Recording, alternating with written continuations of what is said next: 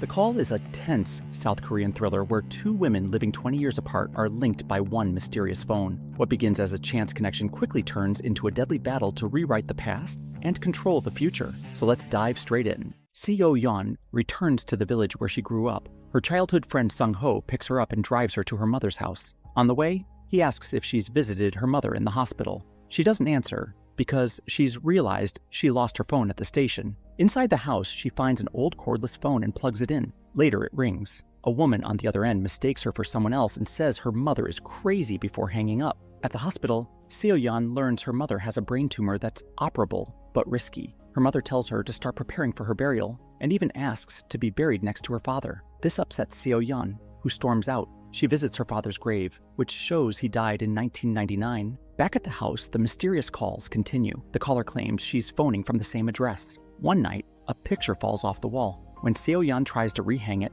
she realizes the wall is fake. Behind it is a hidden room filled with boxes and a girl's journal. A photo inside is dated 1999. Sung-ho identifies the girl as Young-sook, whose stepmother was known as a shaman. He says little else about that time. That night, Seo-yeon gets another call. The woman screams for help before being dragged away by her stepmother, who then tries to burn her. Smoke and fire appear in the hidden stairwell of Seo-yeon's house, as if both times are overlapping. Later, Seo-yeon tells the caller she knows she's Young-sook and mentions the date on the photo. Young-sook says it's only November 18th, 1999. To prove the connection, Seo-yeon reads from her journal entry for that day, and Young-sook confirms it matches. Seo-yeon explains her theory. They're living in the same house but at different times. To test this, she finds a newspaper dated November 18th and tells Young-sook to watch for a plane crash report on the news that evening. Young-sook does, during dinner with her stepmother, who threatens to send her back to an institution if she won't eat. When the crash appears on TV, Young-sook calls Seo-yeon again,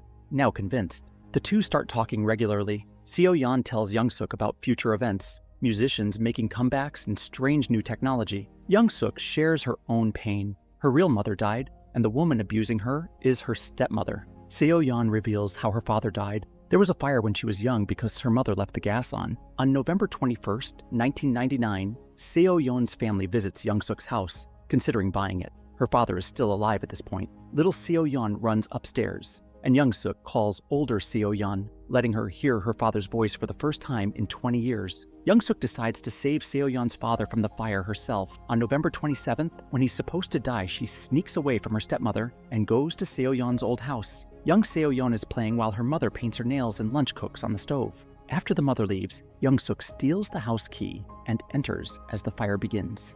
Back in the present, Seo-yeon suddenly gets her lost phone back and notices a burn scar on her leg disappear. Her house transforms into a beautiful glass house garden. Walking downstairs, she finds both her parents alive. Overwhelmed, she hugs her father and thanks Young-sook by phone. From then on, Seo-yeon spends time with her parents while still chatting with Young-sook, sharing new music and stories. But cracks start to show. Young-sook grows angry when Seo-yeon doesn't answer immediately. When they finally speak again, Seo-yeon hears screaming, and Young-sook's stepmother warning her to stay away. In 1999, Young-sook's stepmother performs an exorcism, flogging and chanting over her as she cries and apologizes. Later, the stepmother visits a local store and notices Young-sook's wounded leg. In the present, Seo-yeon searches online for Young-sook but finds nothing. Instead, she discovers a news article reporting that Young-sook died during an exorcism performed by her stepmother. She calls Young-sook to warn her she might die that night. In the past, the stepmother enters Young-sook's room with a knife and stabs the bed,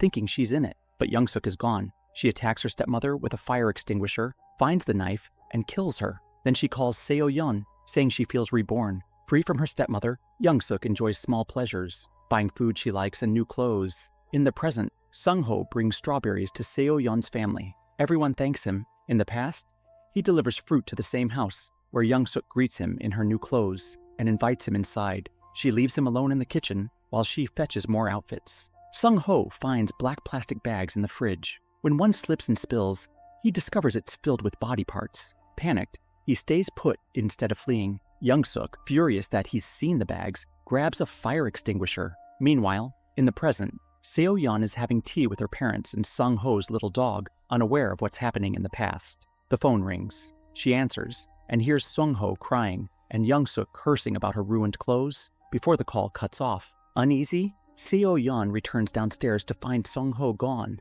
Her parents don't know who he is and insist no one visited with strawberries. She checks the refrigerator. Nothing. Then she goes to his strawberry farm, but finds it abandoned. At the village police station, she asks about him. A younger officer has never heard of him or his farm, but an older one remembers. He asks why she's looking for a man who's been dead for 20 years. In the back, he shows her notes about the crime. They state Sung-ho was murdered by Young-sook at her home. In 1999, the police come to Young-sook's house looking for Sung-ho. They don't yet know she killed him. She lies, saying she's never seen him and that her stepmother isn't home to confirm anything. But the older officer, the same man Seo-yeon speaks with in the future, notices her story doesn't add up. He sees strawberries from Sung-ho's delivery in the house and quietly takes notes before leaving, making Young-sook nervous. In the present, Seo-yeon visits Sun-hee, the shop owner whose name came up in earlier calls. Sun-hee explains that she once thought Young-sook was a polite girl who liked to listen to her talk about her husband. Sometimes she sneaks snacks to her, until one day Young-sook attacked her badly.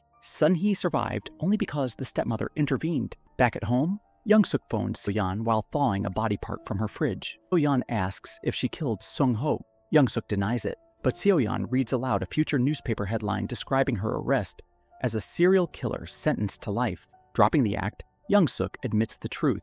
She then starts asking how the police caught her and demands Seo-yeon find out so she can avoid being arrested. She reminds Seo-yeon she saved her father and now expects payback. When Seo-yeon keeps hanging up, Young-sook grows more aggressive, calling over and over. Meanwhile, the older police officer continues investigating Young-sook in 1999, noticing her unstable behavior. At the same time, Young-sook opens her door one day to find little Seo-yeon and her father there, looking for the stepmother who was supposed to meet them. Young-sook says she's asleep and invites them in. In the future, Seo-yeon drives with her father. He senses she's worried and lets her take the wheel to distract her, gently coaching her on how to drive. Back in 1999, Young-sook is preparing to attack him as he waits with the child in the living room. The girl eats strawberries and watches Young-sook approach with a fire extinguisher. In the present, Seo-yeon suddenly sees her father vanish while she's driving through a tunnel, the car shattering around her as her life rewrites itself. In 1999, the young girl backs away from her father's blood after Young-sook kills him. Older Seo-yeon wakes up in the tunnel alone. Young-sook tells the younger Seo-yeon that her dad's death is her fault for not answering the phone. Present-day Seo-yeon rushes back to the house, now decayed and covered in messages like, "Seo, answer the phone," written in blood. The phone rings and she picks up. Sook taunts her about killing her father. Seo-yeon threatens her, but Sook has the advantage. She's holding the child version of Seo-yeon captive. She gives the older Seo-yeon 1 hour to find out how the police will catch her, or she'll harm her mother too. As Seo-yeon devises a plan to send Young-sook to a location where a gas explosion is about to occur, hoping to kill her indirectly. She tells Young-sook she'll find the man there who knows about the knife with her fingerprints. But Young-sook leaves the building before the explosion, surviving again.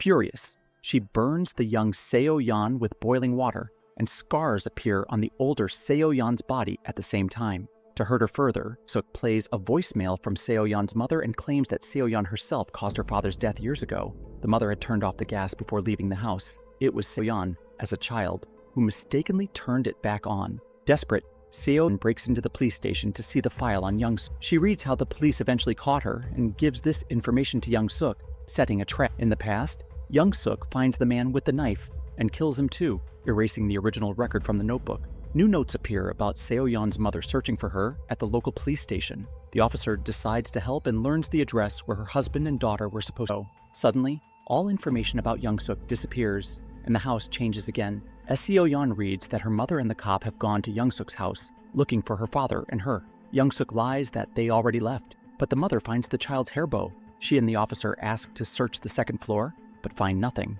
Back in the future, Seo-yeon discovers that Young-sook became a prolific serial killer.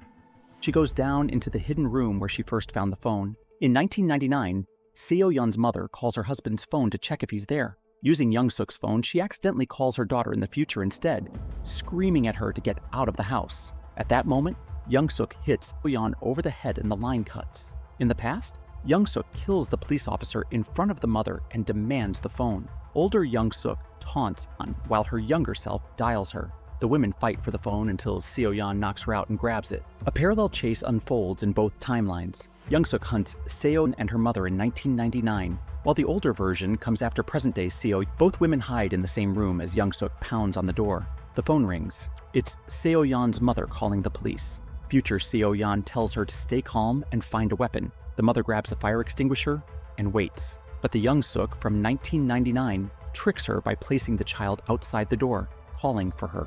When the mother steps out, Young-sook attacks with a knife as her older self breaks into the room in the future.